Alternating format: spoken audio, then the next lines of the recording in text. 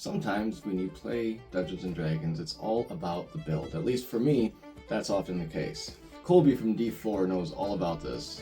Sometimes to get that one feature or maybe one spell, will multiclass, taking 2 or 3 levels of sorcerer or fighter, and it completely throws off your class progression. Throttling your spell slots, or delaying extra attack. You could just homebrew your own subclass to give yourself that feature, but to make up your own rule, your own systems to optimize a niche will necessarily throw off your power balance. An action surge domain cleric is broken, so I've created a systematic way to cross-train your characters using other classes as a subclass. This takes inspiration straight from Pathfinder, which does not have multiclassing, and instead it lets you take a different class as a subclass if you want to have that same effect. So when you cross-train, you can also call it taking a borrowed class or borrowing a class. So let's dive into the document. So to show you how this works, I'm not going to walk you through the whole system. The document is in the video description. You can follow along with us as we go if you want. I'm going to be making a build that uses this system. I'm going to be starting with Barbarian, and we're going to be taking rogue features in place of our subclass. So let's get into it. This character is going to be a gladiator with a whip and a shield. He's going to be like a Spartan from 300. Okay, so for this build, our starting stats, we're going to start with 17 strength, 15 dexterity, 15 con, and then 8, 10, and 8. We're going to want to give ourselves a fighting chance to make those wisdom saves. Our species is going to be Goliath. That's going to give us a 35 walking speed. It's also going to let us turn large, increasing our speed by 10 additional feet, and giving us advantage on strength checks, which barbarians already have. So we're only doing it for the speed and the large size. And it gives us the powerful build trait.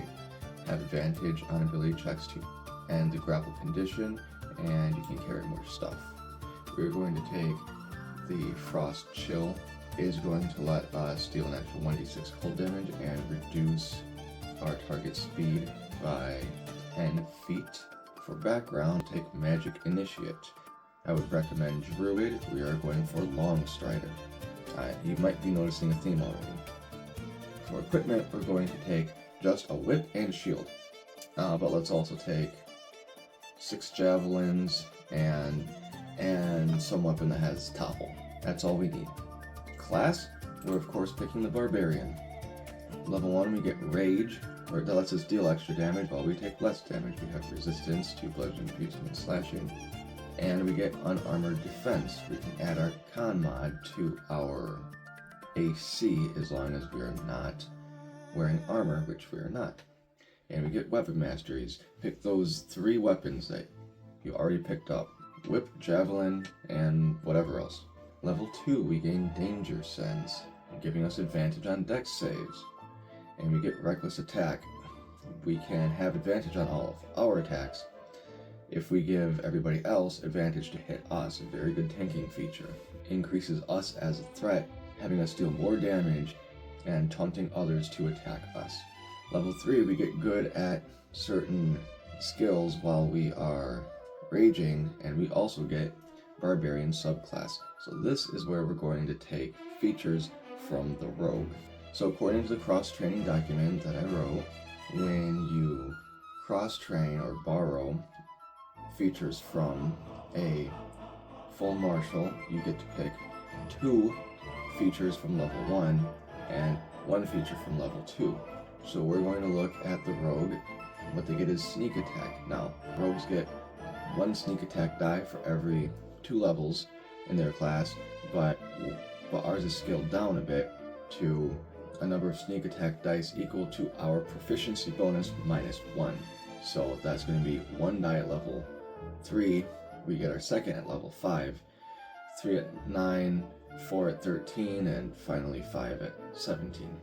And we get to pick up expertise in 2 skills. And our level 2 feature, well, the rogue only has 1, it's cunning action, so now we can dash, disengage, or hide as a bonus action.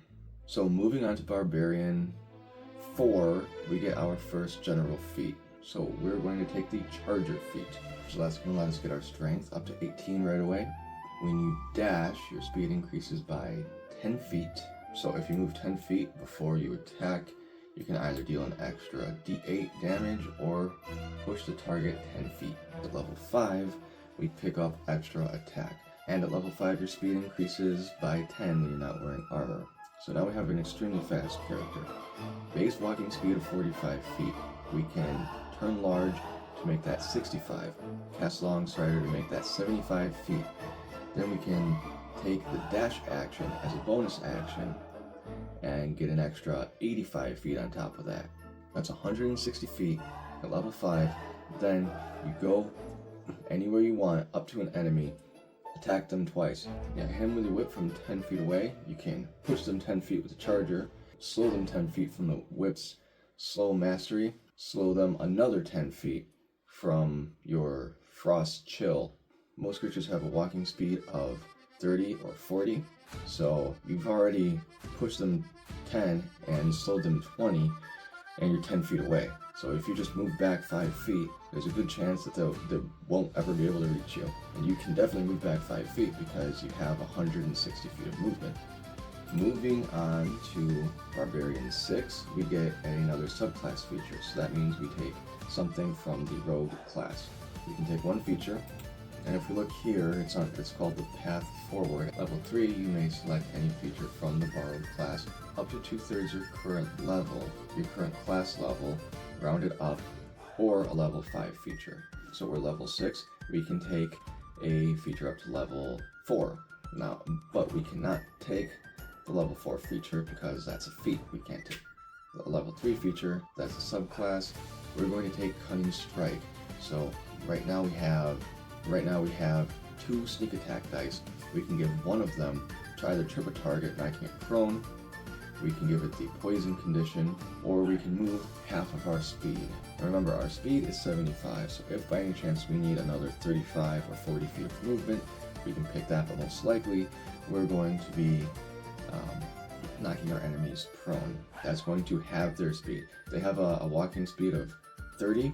We slow them 20 feet, their speed is 10, then we knock them prone, now their speed is 5. We can just stand there all day and they can never reach us. If their walking speed is 40, then now they can only move 10 feet after we're done with them. Or we can stow or draw a weapon as an attack, so we can hit them with our whip and give them the poison condition, and we can stow our whip, then we can unarmed strike and grapple them, and they have disadvantage on avoiding the grapple because they're poisoned. Level 7, we get 2 more features, advantage on initiative rolls, and we can move half of our speed when we enter a rage. So if on the first round of combat we enter our rage and then we go up, hit a creature, and use our Cunning Strike for withdraw, then and we dash, that's 235 feet of movement. Then at level 8 we get another ASI. We're going to pick Speedy because we're not already moving enough, we're not already fast enough.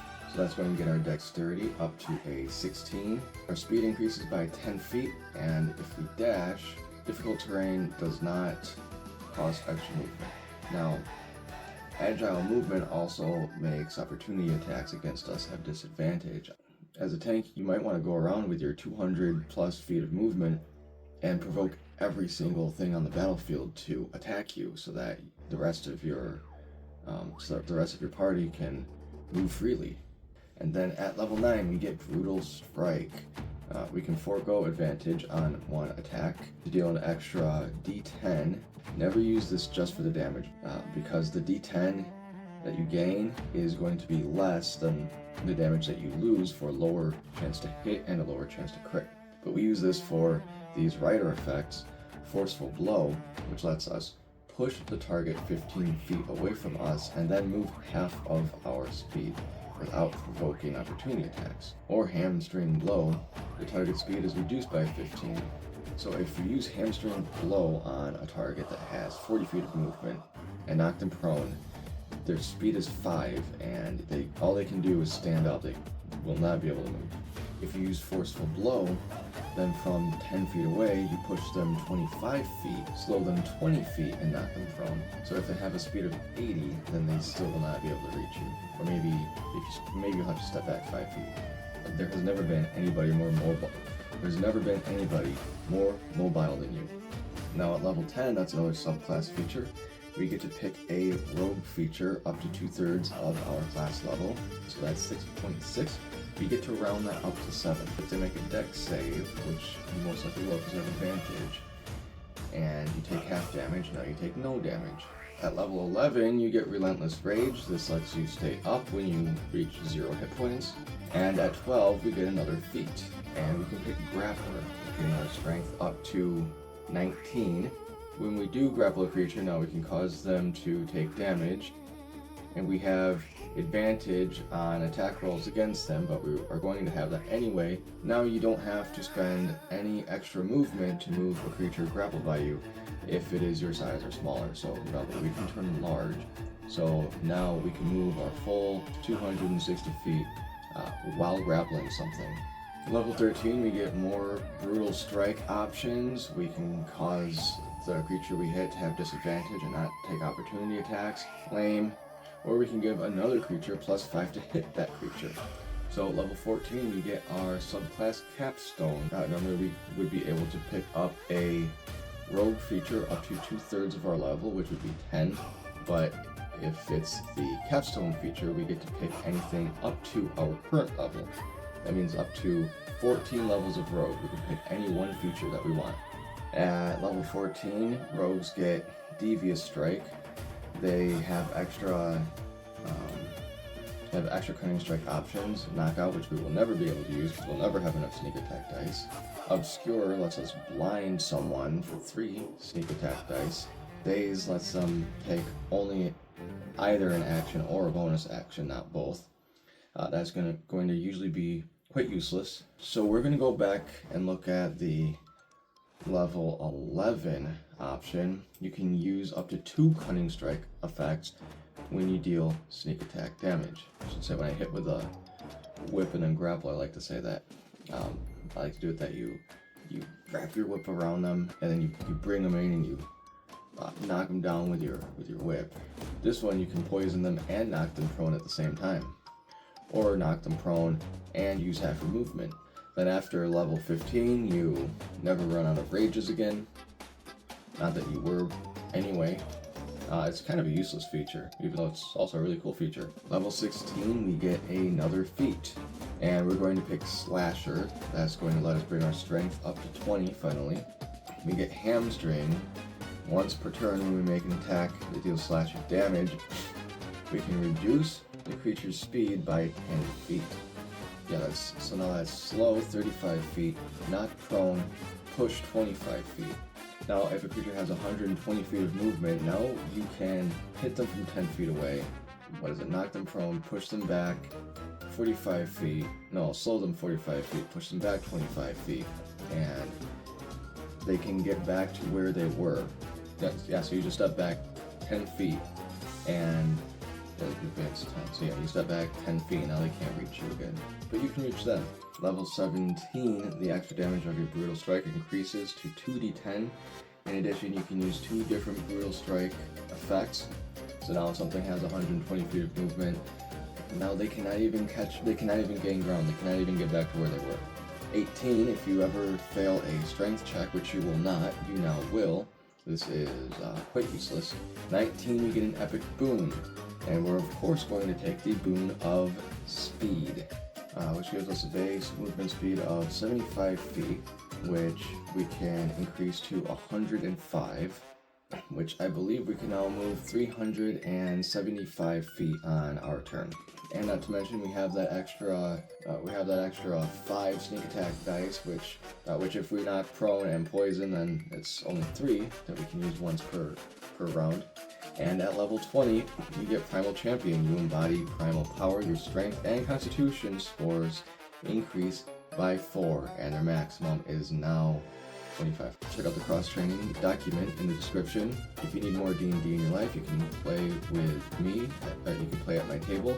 I start playing games profile is linked in the description below. Also, my Discord, where we have a community, including myself, all about homebrew. We'd love to help you out with whatever you're working on. Check out the cross-training system, then come on the Discord, let me know what you think about it. Any revisions, criticisms, and beyond all that, have fun.